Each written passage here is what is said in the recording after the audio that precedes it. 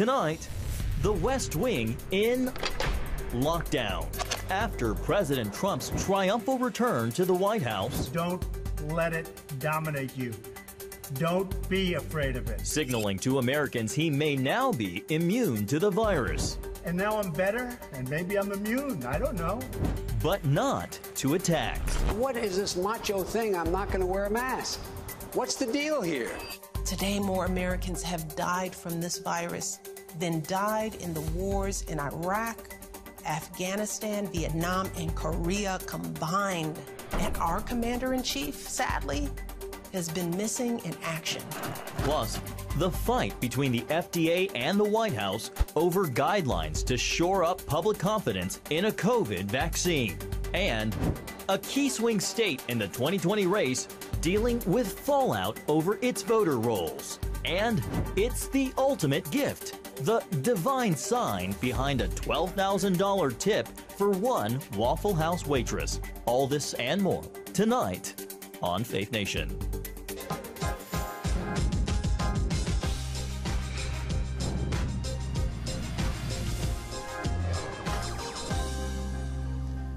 The president back at the White House and seemingly not missing a beat. Welcome to Faith Nation. I'm John Jessup. And I'm Jenna Browder. President Trump saying he plans to be back on the campaign trail as soon as he recovers from the coronavirus. And that pledge, along with a barrage of new tweets, including telling congressional Republicans to stop negotiating with Democrats on a COVID relief bill, comes after his 3-night hospital stay ended yesterday. CBN White House correspondent Ben Kennedy joins us now with more. Ben? Well, John and Jenna, President Trump said he feels great, but health experts say he is likely still contagious as doctors and nurses continue to monitor his health 24/7.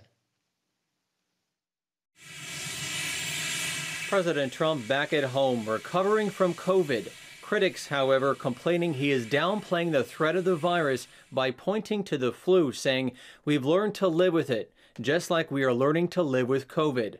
Twitter censored the tweet, saying it violated the Twitter rules about spreading misleading and potentially harmful information related to COVID-19. 7.5 million Americans have tested positive for the virus, with more than 210,000 deaths. Don't be afraid of it.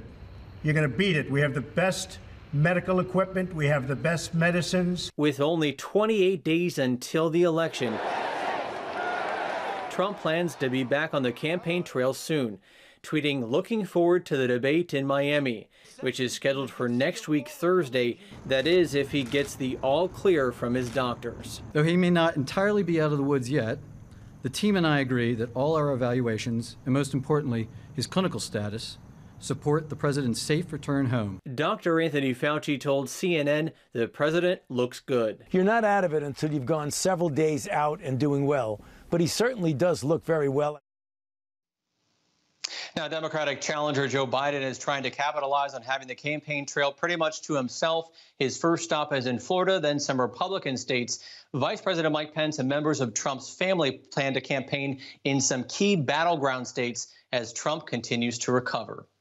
John, Jenna? All right, CBN White House correspondent Ben Kennedy. Thanks, Ben.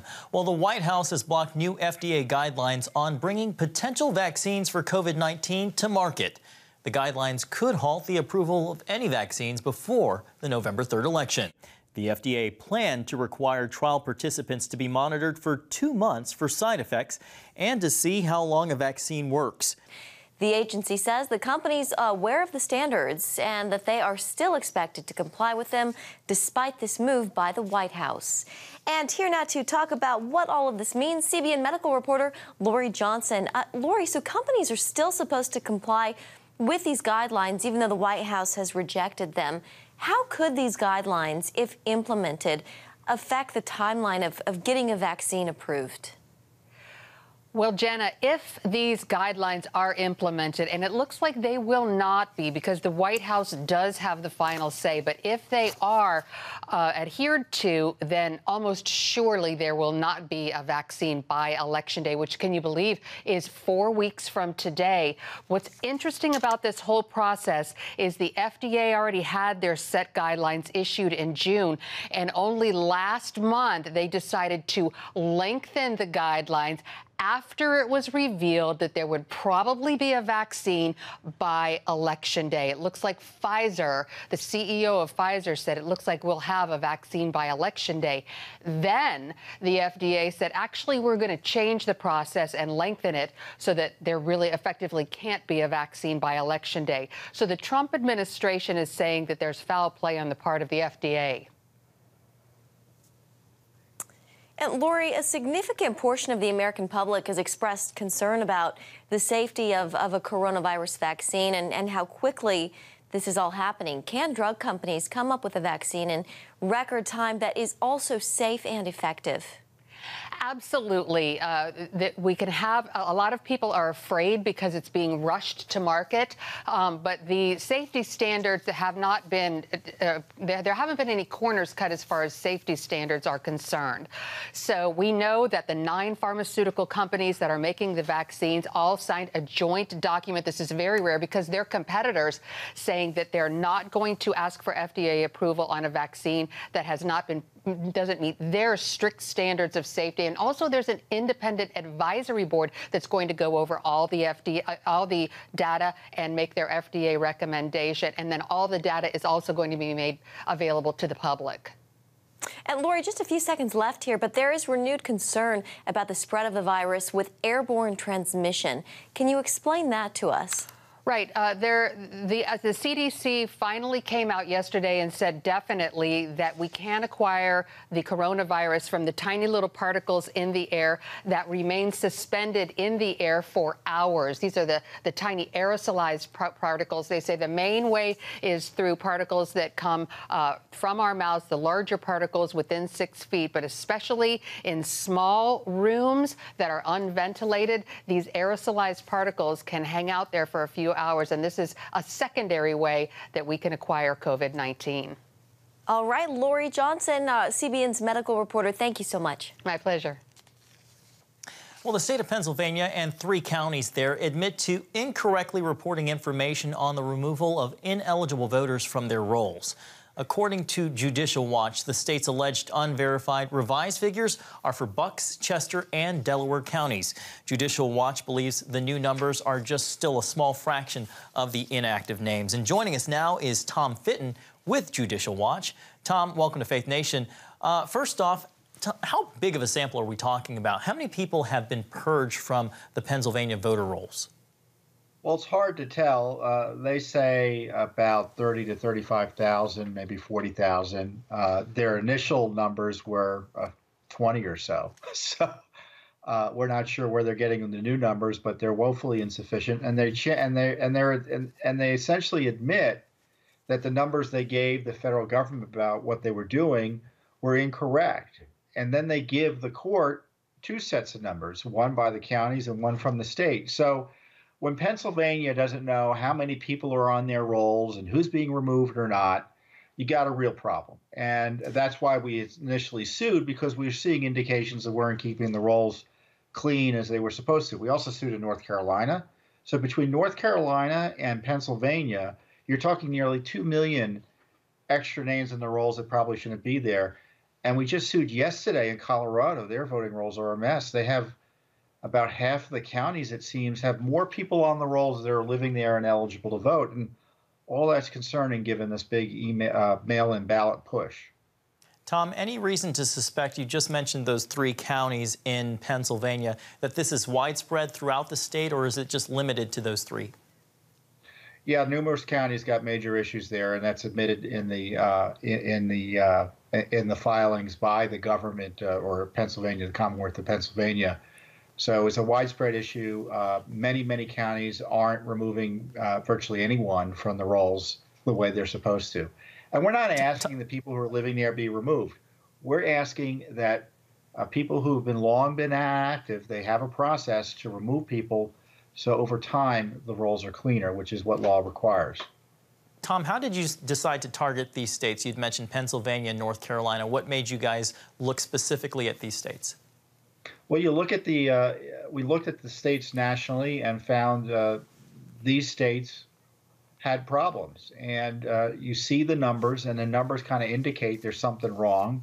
You ask more questions, And usually you get the runaround, which suggests even further problems, and that's why we're in court.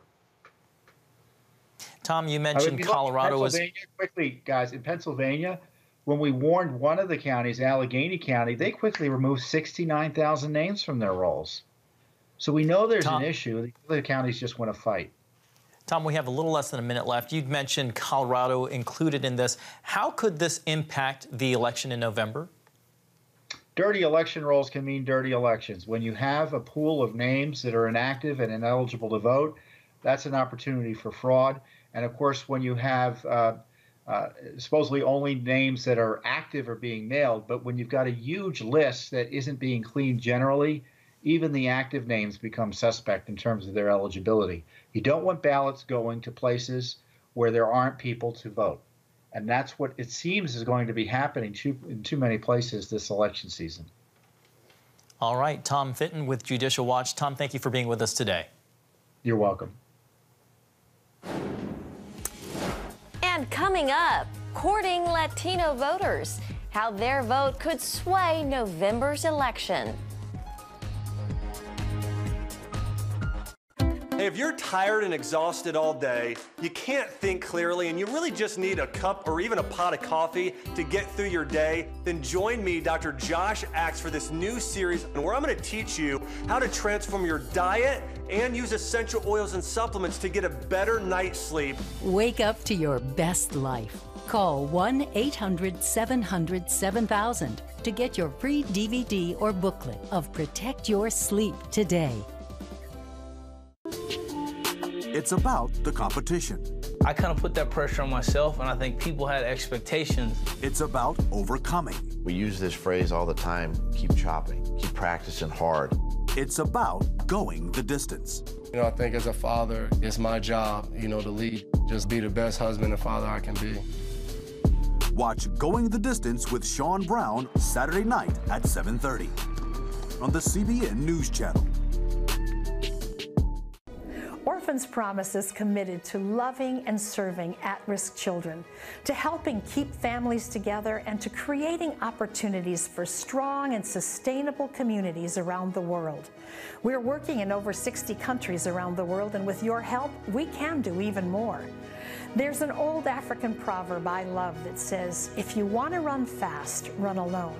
But if you want to run far, run together. At Orphans Promise, we want to run far so we can touch the lives of as many orphaned and vulnerable children as possible. But we don't want to go alone. We're out to change the world, one child, one family, one community at a time. Will you join us?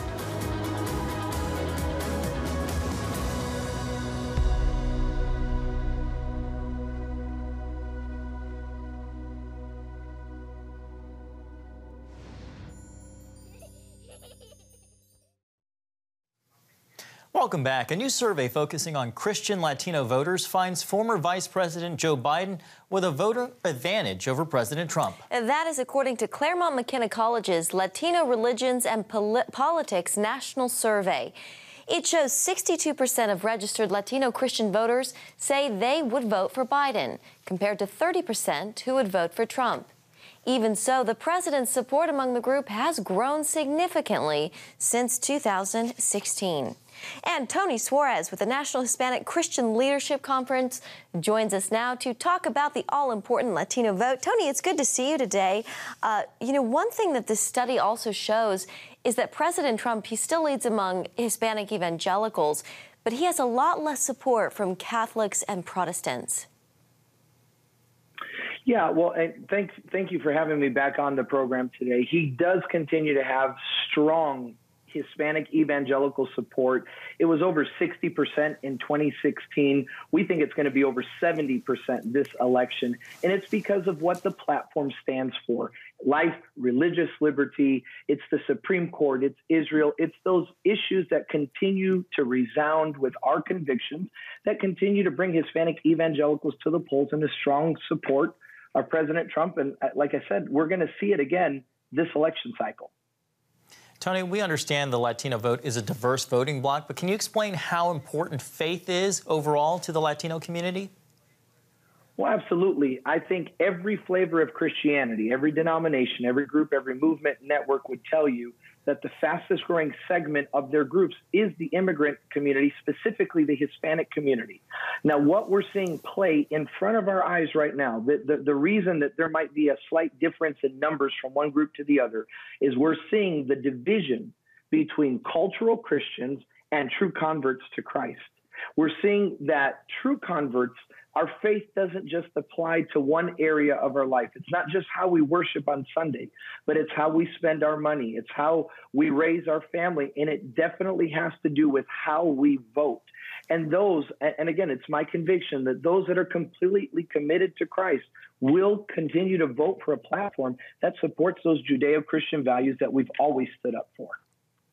Why do you think, you talked about some of the cultural reasons, but Tony, why do you think there is such a difference with who the Latino community is supporting?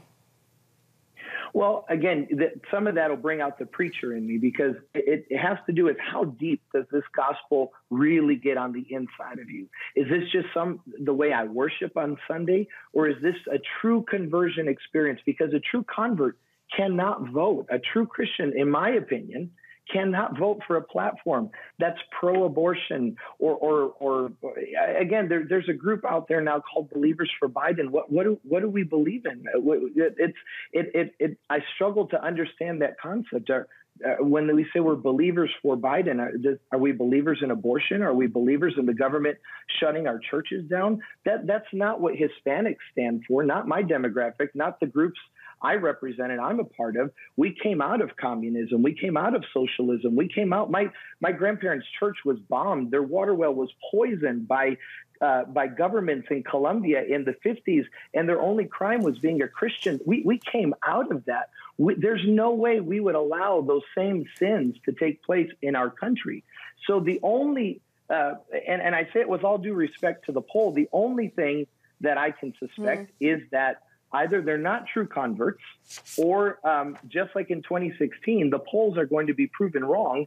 And once the election takes place, President Trump, to the surprise of many, will be reelected the President of the United States. We will see. Just about 4 weeks exactly to go. Tony Suarez with the National Hispanic Christian Leadership Conference. It's always good to see you. Thank you. Thank you. Thanks, Tony.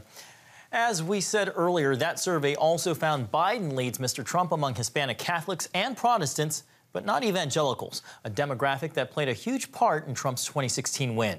Laura Trump told CBN's David Brody she believes he'll see the same support for a second term. Evangelicals for Trump is growing by leaps and bounds. Now, I'm lucky I get to travel on the bright pink Women for Trump bus all across the country. But Eric has been going to some of these events, and I got to tell you, every time he leaves, he's like, there were like 1,000 people there. The prayer was palpable. You could feel the energy. You could feel really the Spirit of God like taking over. You know, wherever they are, they have these great outdoor events that he's done as well. And so yesterday, I was really honored because I kept getting all these messages from people. We'd love to get together as a unit of Americans and pray for the health of the President and First Lady. So Pastor Paula White led, along with some incredible faith leaders, we did a Team Trump Online special prayer at 5 p.m. yesterday for the President and the First Lady, and really for our country. 2020 has been a very tough year for so many. And we had over 1 million people, 1.2 million people at that moment tuning in and praying. So we know the power of prayer is real, and thank you to all who tuned in for that. And thank you, David, for that interview. And up next, Joe Biden's promise from the campaign trail on Roe v. Wade and abortion in America.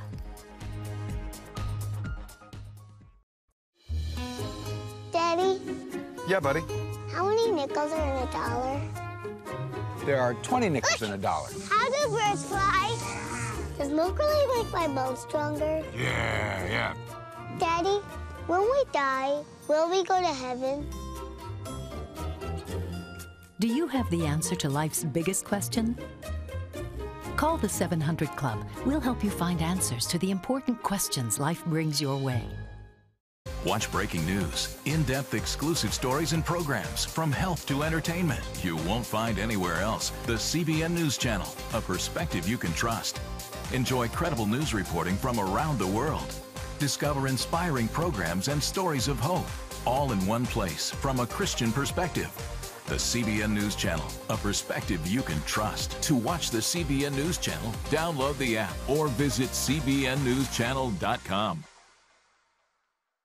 Hello, I'm Dr. David Perlmutter, board-certified neurologist and #1 New York Times bestselling author. Wouldn't it be great to boost your energy, eliminate brain fog, and even reverse brain disease? Well, you can, and I'm going to show you how, along with some of the world's most well-respected brain experts in this DVD, Protect Your Brain. Get Protect Your Brain, a free DVD only from the Christian Broadcasting Network, featuring experts on the cutting edge of neuroscience and brain health. No matter how many times you've failed in the past, you really can do this. In Protect Your Brain, you'll discover simple strategies to keep your brain young and healthy.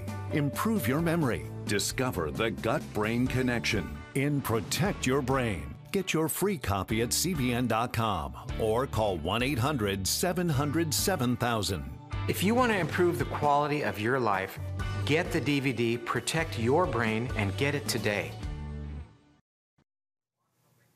Welcome back. Joe Biden says he'll make Roe v. Wade the law of the land if the Supreme Court overturns it.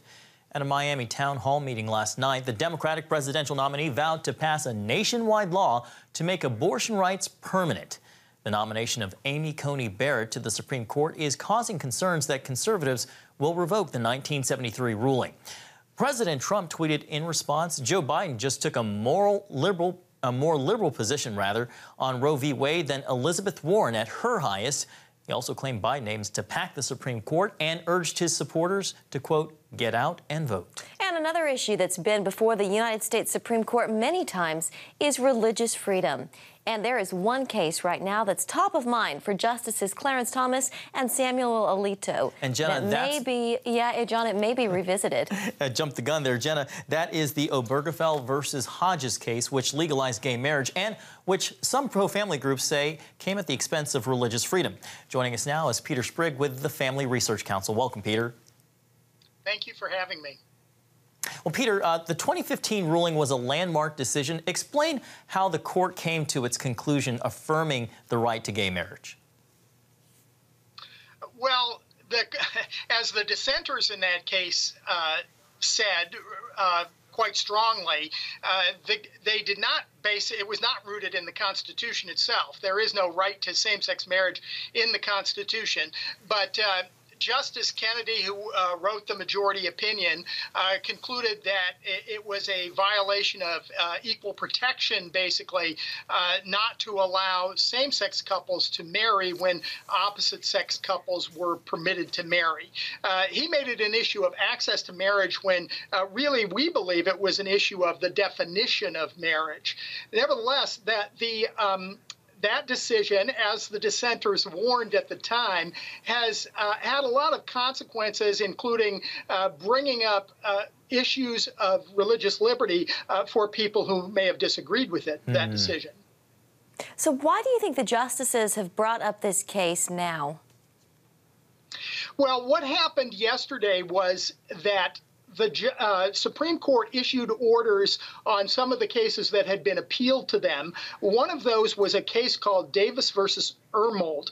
Now, the Davis referred to there is Kim Davis, a county clerk in Kentucky, who was in the news 5 years ago because she was a Christian who had a conscientious objection to issuing marriage licenses for same-sex marriages. And so she declined to do so and was immediately sued and even for a brief period of time was jailed because of her standing up for her conscience. So she's had a couple of lawsuits that she's dealt with. This one involved a legal principle called qualified immunity, which is the idea of public officials not being held personally responsible for things they've done in the course of their official duties. Now, the Supreme Court yesterday turned down that case. They said, we're not going to hear this case. But in an unusual move, Justice Thomas issued a statement once again criticizing the Obergefell v. Hodges decision and noting the problems with religious liberty that it has generated. Peter, about a minute left, but what do you think may happen to challenge it, and why? Well, you know, some people on the left, some LGBT activists, are reacting a bit hysterically to this document yesterday, as though it shows that the Supreme Court is on the verge of overturning Obergefell. There were only 2 justices who signed this opinion. Justice Roberts, who was a dissenter, in Obergefell did not sign it, and the 2 newest justices, Gorsuch and Kavanaugh, did not sign it either. We don't know where Amy Coney Barrett would stand on this. But it makes the important point that resolving these controversial social issues through the courts prevents us from being able to do the kind of negotiating that would take place when they're resolved through the democratic process. We are out of time. Thank you so much, the Family Research Council's Peter Sprigg, and we'll be right back after the break.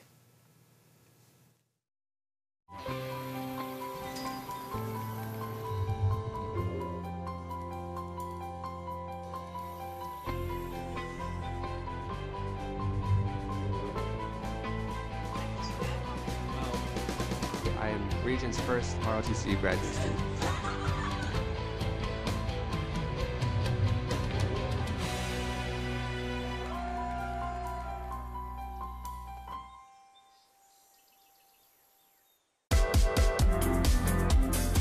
Meet the pastors who are preaching the gospel in a fresh, fearless way.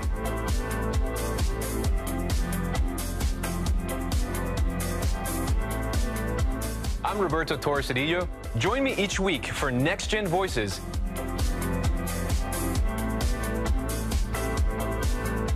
And watch God transform a generation.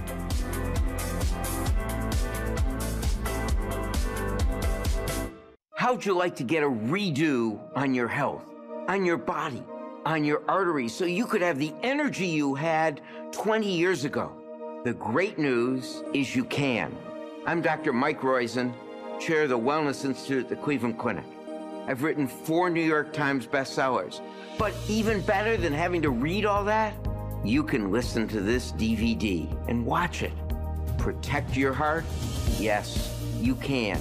Here's how. Go to CBN.com or call 1-800-700-7000 for your free copy of Protect Your Heart. Let the medical experts show you their new discoveries on how to avoid heart disease and even reverse it. Easy steps to uncover the hidden dangers in your medicine cabinet, reduce stress, and get a complete do-over for your health. Call 1-800-700-7000. That's 1-800-700-7000. Or go to CBN.com to claim your free copy of Protect Your Heart. And finally tonight, a Georgia pastor, Eusebio Phelps, gave a pregnant Waffle House waitress a beyond generous tip after learning the name of her unborn son. It's an amazing story. Hannah Hill told him she'd chosen Samuel, which happened to be the name of his own son who died 7 years earlier. Phelps felt it was a divine appointment and ended up raising thousands of dollars for Hill. When she arrived at work the next day, Hill was greeted by a surprise baby shower and received the gift. And she was even able to buy a car. Thanks for watching Faith Nation. Have a great evening.